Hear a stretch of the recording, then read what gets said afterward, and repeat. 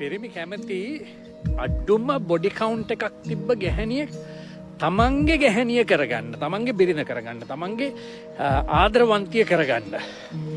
මොකද පිරිමියෙක් කැමති නැහැ වැඩිපුර පිරිමි අතගාපු ගැහැණියෙක්ව තමන්ගේ ගැහැණිය කියලා බාර ගන්න. හොඳේ, ඔයාලා මේක කැමැත්තෙන් හෝ අකමැත්තෙන් අහන්න වෙනවා, තේරුම් ගන්න වෙනවා. ඉතින් ගැහැණියෙක් විදිහට ඔයා, කෙල්ලෙක් විදිහට ඔයාගේ බොඩි එක, ඔයාගේ මේ ලස්සන මේ ආත්මය ඒක දෙනවනම් දෙන්න තමන්ට ගැළපෙනම පුද්ගලයාට. මොකද ඒක දීලා හැම වෙලාවෙම 100%ක්ම හරියන්නේ නැති වෙන්න පුළුවන්. නමුත් අවම වශයෙන් ඔයා කෙනෙක්ට ඔයාගේ බොඩිය, ඔයාගේ ශරීරය පාවිච්චි කරන්න දුන්නොත්, ඔයාගේ ශරීරයට ලං වෙන්න දුන්නොත්, වැරදි මිනිස්සෙක් ලං වුණොත් ඔයාට ඒක මුළු ජීවිත කාලෙම බලපානවා. මොකද ඔයාගේ හැමට හැම බොඩියට බොඩිය, ඔයාගේ ඇතුලේ කෙනෙක් ඇතුළට එද්දී වැරදි පුද්ගලයෙක් ඇඟ ඇතුළට ආවොත් එයාගේ තියෙන ඒ ජානමය වශයෙන් සහ එයාගේ තියෙන මානසික ඒ තියෙන හොඳ නරක ඔක්කොම ජරාගති ටික ඔක්කොම ඔයාගේ ඇඟට යනවා. ඒක මතක තියාගන්න. එතකොට තමන් හරි පුද්ගලයෙක් ලං කරගන්න නැතුව වැරදි පුද්ගලයෙක්ගේ හැමට හැම ගාව ගත්තොත් ඔයාගේ ජීවිතේ කවදාකවත් ඔයාට ගොඩ එන්න බෑ. මේක ගොඩක් කට්ටියට රිදෙන්න පුළුවන්, දැනෙන්න පුළුවන්. නමුත් මේක කොයි විදිහෙන් හෝ කාට හෝ කියන්න වෙනවා ඇත්ත ඇති සැටියෙන්. ඉතින් මේ දේවල් මම කතා කරනවා කෙල්ලෙක් විදියට ඔයාලා බලා ගන්න, වග බලා ගන්න.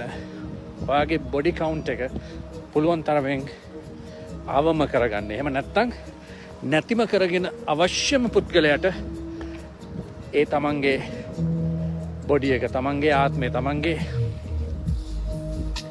ක්ලීන්නස් කියන එක ලබා දෙන්න. මොකද අද කාලේ ගෑන් ළමයි වර්ජිනිටි කියන එක ඒක එච්චර කෑ කරන්නේ නැහැ. ඒක එච්චර ලොකු දෙයක් විදිහට දකින්නේ නැහැ. ඒක දකින්නේ නැහැ කියලා කියන්න පුළුවන් ඕන කෙනෙක්ට. නමුත් ඒ දේවල් ප්‍රශ්නයක් වෙනවා දිගු කාලීනව පිරිමියෙක් එක්ක ඉන්නේ නැද්දි. අපි ඉස්සර වර්ජිනිටි එක දුන්නේ මංගල දවසේ රැට. ඒක හනිමූන් එක දවසේ මඟුල් ගිෆ්ට් එකක් විදිහට.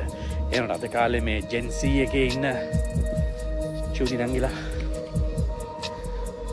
ඒගොල්ලෝ ඒක වැලන්ටයින් ගිෆ්ට් එකකුයි බර්ත්ඩේ ගිෆ්ට් එකකුයි විදිහට තමයි දෙන්නේ. දීලා පස්සේ ගොඩාක් දුක් වෙනවා, අඬනවා. මොකද ඔයාගේ බොඩි කවුන්ට් එක ඊට පස්සේ වැඩි වෙනවා අනිවාර්යෙන්ම. මොකද ඒ දෙන එකවත් එක්ක හරියට රැඳිලා හිටියේ නැත්තම්, ඒ දෙන එකවත් එක්ක රැඳිලා ඉන්නවනම් ඒක කිසි ප්‍රශ්නයක් නැහැ. ඔයාට වැරදුන්නේ නැහැ, ඔයාගේ ගමන හරියට යන්න පුළුවන්. නමුත් ඔයායි වැරද්ද කරගත්තොත් ඔයාට කවදාකවත් ඒක හදන්න බෑ. රයිට්? එතකොට ඔයාට හැමදාම වෙන්නේ දුක් වෙන්න. කැමති වෙන්නේ බොඩි කවුන්ට් එක වැඩි කරගත්ත ගෑණියෙක් එක්ක දිගු කාලීන රිලේෂන්ෂිප් එකක් පවත්වාගෙන එයාගේ ළඟින් තියාගන්න. කෙනෙක් කියනවා නම් මේවා මොන බොරු කතාවද, මේ අපි ජීවත් වෙන්නේ 2025 මේ අලුත් ජෙනරේෂන් එක මෙහෙම හිතන්නේ නැහැ. එහෙම කියන්න පුළුවන්. එහෙම කියන්නේ යාට ලං කරගන්න නෙවෙයි, යාට ලං කරගන්න නෙවෙයි, යාට එකම දේ තමයි ලං කරගන්න ඕනේ. ඔයාගේ කකුල් දෙක මැදට ඇවිල්ලා ඒක ඇතුළට රින් කරගන්න විතරයි. කතාව වෙනස්. මේ හැම දෙයක්ම ඔයාලට තේරෙන්න ඔයාලට වැරද්ද කරන්නම වෙනවා. එහෙම නැතුව මේක මම කියන දේවල් වලට උඩ පැන දඟලලා වැඩක් නැහැ. මොකද මම කතා කරන්නේ ඇත්ත ඇති සැටියෙන් කතා කරන්නේ. මොකද ඇත්ත ඇති සැටියෙන් ඇහෙද්දි ඔයාලට ඒක දරා ගන්න අමාරුයි. ඔයාලට ඒක දිරව ගන්න අමාරුයි.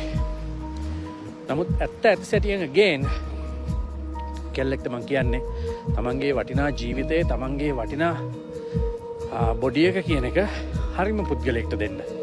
තමන්ට ගැළපෙන පුද්ගලයාට දෙන්න.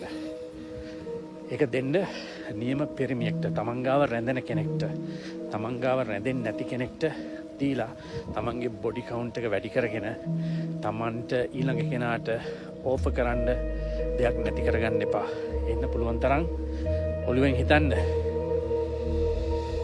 කියන දේ ටිකක් ඩීප් හිතන්න. හිතලා හරි කෙනාට තමන්ගේ බොඩිය හමට හම දෙන්න. එහෙම නැත්තම් හරි කෙනෙක් කෙනකන් ඉන්න. එහෙම නැත්තම් ඒක වාගේ සොහනටම ගෙනියන්න. එච්චරයි.